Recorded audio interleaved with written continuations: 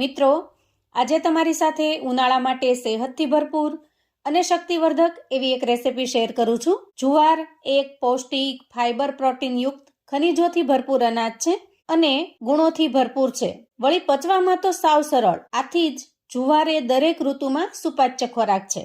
ખાસ કરીને ગરમીમાં પાચન માટે જુવાર એકદમ બેસ્ટ છે. તો ચાલો આજની આ ટેસ્ટી અને શક્તિવર્ધક રેસીપી કઈ રીતે બને છે એ રીત પણ જોઈ લઈએ. સૌથી પહેલા એક મિક્સિંગ બાઉલમાં 2 કપ જેટલો જુવારનો લોટ લઈશું. કોઈ પણ કરિયાણાવાળાની દુકાને અથવા તો મોલની અંદર જુવારના લોટના તૈયાર પેકેટ પણ જોવા મળે છે, તો તમે એ પણ ખરીદી શકો છો. અહીંયા આપણે 2 કપ જેટલો જુવારનો લોટ લીધો છે. જુવારનો લોટ થોડો કરકરો હોય છે, એકદમ સ્મૂથ બારીક પાવડર જેવો હોતો નથી, થોડો અમથો દાણેદાર હોય છે. તો જે કપના માપથી આપણે જુવારનો લોટ લીધો છે એ જ કપ ભરી અને આપણે હુંફાળું દૂધ લઈશું. દૂધ આપણે બહુ ગરમ પણ નહીં અને સાવ ફ્રીજમાં મૂકેલું હોય એવું ઠંડુ પણ નહીં, એ રીતે હુંફાળું અથવા તો સામાન્ય તાપમાનવાળું લેવાનું છે. આ દૂધને આપણે લોટની અંદર ઉમેરીશું અને આ રીતે વિસ્કરની મદદથી સરસ રીતે મિક્સ કરતા જશું. અહીંયા આપણે 1 કપ જેટલું દૂધ લીધું છે. જરૂર પડે તો થોડું દૂધ વધારે લઈશું. તો જુઓ, 1 કપ દૂધ મિક્સ કરતા હજી મિશ્રણ આપણને ઘાટું લાગે છે. આપણે જેવું જોઈએ એવી કન્સિસ્ટન્સીમાં બન્યું નથી. તો ફરી આપણે અડધા કપ જેટલું દૂધ લઈએ અને થોડું થોડું કરીને ઉમેરી દઈએ. જ્યારે પણ તમે એક્સ્ટ્રા દૂધ ઉમેરો છો ત્યારે થોડું થોડું જ ઉમેરવાનું છે, જેથી જરૂરિયાત મુજબનું ઉમેરી શકાય અને મિશ્રણ વધારે પડતું ઢીલું ન થઈ જાય. અહીંયા વિસ્કરની મદદથી જો મિક્સ કરીશું તો લમ્સ બિલકુલ નહીં રહે અને એકદમ સરસ સ્મૂથ બેટર બનીને તૈયાર થશે. મિશ્રણને આપણે ખૂબ સરસ રીતે ફેંટી લેવાનું, જેથી દૂધ અને જુવારનો લોટ ખૂબ સરસ રીતે મિક્સ થઈ જશે અને આ કન્સિસ્ટન્સીમાં બનીને તૈયાર થશે. હવે આનાથી વધારે દૂધ આપણે ઉમેરવાનું નથી. તો ટોટલ 2 કપ લોટની સામે આપણે અહીંયા 1.5 કપ જેટલું દૂધ ઉમેર્યું છે. તમારે અહીંયા લોટની કન્સિસ્ટન્સીને ધ્યાનમાં રાખવાની છે. જો આ રીતની કન્સિસ્ટન્સી આપણે રેસીપી બનાવવા માટે જોઈશે, જેથી વધારે પડતું દૂધ પણ આપણે ઉમેરવાનું નથી. હવે આ રીતે મિશ્રણ તૈયાર કર્યા પછી ઢાંકણ ઢાંકી અંદાજે 10 મિનિટ સુધી રેસ્ટ થવા દઈએ, જેથી જુવારનો લોટ સરસ રીતે ફૂલી જશે. 10 મિનિટ પછી ચેક કરતા જુઓ, અહીંયા મિશ્રણ થોડું ઘાટું બન્યું છે અને જુવારનો જે લોટ છે એ પણ સરસ રીતે ફૂલીને તૈયાર થયો છે. ત્યાર પછી ગેસ ઓન કરીશું અને ગેસ ઉપર એક પેન મૂકીશું. ખાસ કરીને તમારે અહીંયા કોઈ જાડા તળિયાની કડાઈ લેવાની છે અથવા તો આ રીતે નોનસ્ટિક પેન લેવાનું છે. હવે પેન થોડું ગરમ થાય એટલે આપણે પેનની અંદર 2 ચમચી જેટલું ઘી ઉમેરીએ. રેસીપી બનાવવા માટે વધારે પડતા ઘીની પણ જરૂર નહીં પડે. ઓછા ઘીની અંદર પણ એકદમ સ્વાદિષ્ટ એવી બનીને તૈયાર થશે. અહીંયા મેં જે ઘી લીધું છે એ જામી ગયેલું ઘી છે. તમે જો મેલ્ટ થયેલું લ્યો તો તમારે 3 થી 4 ચમચી જેટલું ઘી જોઈશે. ગેસની ફ્લેમને આપણે શરૂઆતથી જ ધીમી રાખવાની છે. હવે ઘી થોડું ગરમ થાય એટલે 1 નાના ચમચા જેટલી સૂજી લઈશું. ખાસ કરીને રવાનો જે મોટો દાણો આવે છે, થોડો કરકરો હોય એ લેવાનો છે. સાવ એકદમ બારીક પાવડર આવે એ નથી લેવાનો. અને ત્યાર પછી સૂજીને આપણે ઘીમાં ઉમેરીશું અને 1 ચમચી જેટલો ચણાનો લોટ લઈશું અને ઘીની અંદર સરસ રીતે મિક્સ કરી લઈશું. અહીંયા સૂજી અને ચણાનો લોટ ઉમેરવાથી રેસીપીમાં એકદમ સરસ ટેસ્ટ આવે છે અને સૂજી દાણેદાર હોવાથી એકદમ સરસ દાણેદાર એવી બનીને તૈયાર થશે. પણ જો તમે આ બંને વસ્તુને ઉમેરવા ન માંગતા હો તો એને સ્કીપ કરી દેવાની અને માત્ર જુવારના લોટથી પણ આ રેસીપી સરસ મજાની ટેસ્ટી એવી બનીને તૈયાર થશે. હવે સૌથી પહેલા તો બેસન અને સૂજીને આપણે ઘીમાં સરસ રીતે શેકી લઈએ. આ રીતે એના ઉપર ફેણ થવા લાગે એટલે સમજી જવાનું કે બંને સરસ રીતે શેકાઈ ગયા છે. આ સમયે આપણે તૈયાર કરેલો જુવારનો લોટ ઉમેરી દઈએ. અહીંયા ખાસ એ વાતનો ખ્યાલ રાખવાનો છે કે આ લોટ ઉમેરતી વખતે ગેસની ફ્લેમને આપણે એકદમ ધીમી રાખવાની છે અને પછી ઝડપથી આપણે એને મિક્સ કરી લેવાનો છે.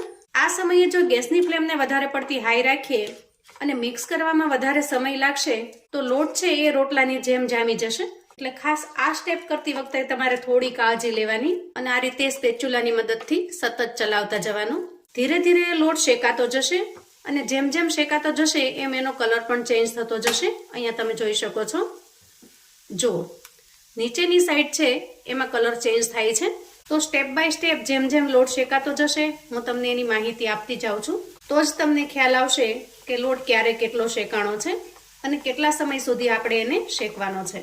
આ રીતે સ્પેચ્યુલાની મદદથી થોડો થોડો છૂટો પાડતો જવાનો છે અને સાથે સાથે સ્પેચ્યુલાને ચલાવતું પણ જવાનું છે. ગેસની ફ્લેમને મેં અગાઉ કહ્યું એમ આપણે એકદમ ધીમી રાખવાની છે અથવા તો લો ટુ મીડિયમ પર રાખવાની છે, જેથી આપણે જે પ્રોસેસ કરી રહ્યા છીએ એ એકદમ સરળતાથી થઈ શકે અને નીચે તળિયે ચોંટે પણ નહીં. ખાસ તો આપણે લોટની અંદર જે દૂધનો ભાગ ઉમેરેલો છે એ બધો જ બળી જાય ત્યાં સુધી એને શેકી લેવાનું છે, જેથી આ મિશ્રણ એકદમ સરસ કોરું થઈ જશે. આમાં કોઈ એવી ખાસ ટ્રીક છે નહીં, તમે સરળતાથી આરામથી કરી શકશો. બસ થોડી ધીરજ અને પેશન્સથી કરવાનું છે. હા, થોડો સમય લાગે છે, પણ રેસીપી એટલી સરસ જોરદાર, ટેસ્ટી અને હેલ્ધી બને છે કે આ મહેનત તમને એની પાસે કશું જ નહીં લાગે. હવે અહીંયા લોટને શેકતા અંદાજે 4 મિનિટ જેટલો સમય થયો છે અને તમે જોઈ શકો છો કે લોટ થોડો ડ્રાય, થોડો સૂકો બન્યો છે, પણ હજી એના અંદર જે કંઈ ભેજનું, મોઇસ્ચરનું પ્રમાણ છે એને આપણે બાળી દેવાનું છે. આ રીતે શેકતા સમયે તમારે એમાં બિલકુલ તેલ, પાણી, ઘી કે દૂધ કશું જ ઉમેરવાનું નથી. આપણે જે 2 ચમચી જેટલું ઘી ઉમેર્યું છે એમાં જે સરસ રીતે શેકાઈને તૈયાર થાય છે. ત્યાર પછી અંદાજે 7 મિનિટ જેટલો સમય થયો છે અને અહીંયા મિશ્રણ કોરું થવા લાગ્યું છે. જુઓ, જે રીતે લાપસી હોય એ રીતે છૂટું પડવા લાગ્યું છે. એના અંદરનું મોઇસ્ચર ઘણું બધું દૂર થઈ ગયું છે, પણ આપણે જે કન્સિસ્ટન્સીમાં જોઈએ એને હજી થોડી વાર છે, કેમ કે આપણે થોડું હજી સૂકું બનાવવાનું છે, તો હજી થોડી વાર સુધી એને ચલાવી લઈશું. હવે આ રીતે ચલાવતા અંદાજે 9 મિનિટ જેટલો સમય થયો છે અને તમે અહીંયા એનું ટેક્સચર જોઈ શકો છો. એકદમ છૂટું છૂટું લાપસી જેવું બનીને તૈયાર થાય છે. એના અંદરનું મોટા ભાગનું મોઇસ્ચર બળી ગયું છે. જુઓ, અને આ રીતે હાથમાં લેતા હાથમાં થોડું ઘી પણ આવશે. એનો મતલબ છે કે એ સરસ રીતે તૈયાર થયું છે. આપણે ગેસની ફ્લેમને બંધ કરીશું. હવે આ મિશ્રણને આપણે થોડી વાર માટે સાઈડ પર મૂકીશું, જેથી એ થોડું ઠંડુ થઈ જાય. ત્યાં સુધીમાં થોડી આગળની તૈયારી કરી લઈએ.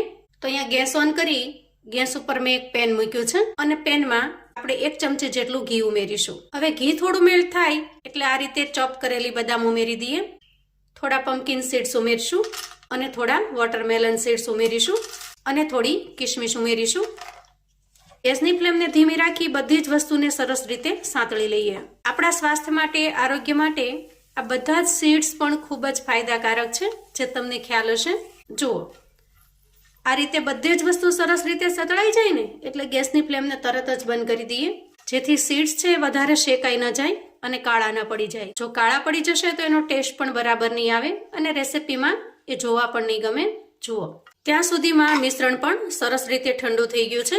તો બસ વધારે ઠંડુ થવા ન દેતા આ રીતે હુંફાળું હોય ત્યારે જ આપણે કોઈ પહોળું મોટું વાસણ લઈશું અને તૈયાર થયેલા મિશ્રણને એમાં ટ્રાન્સફર કરીશું.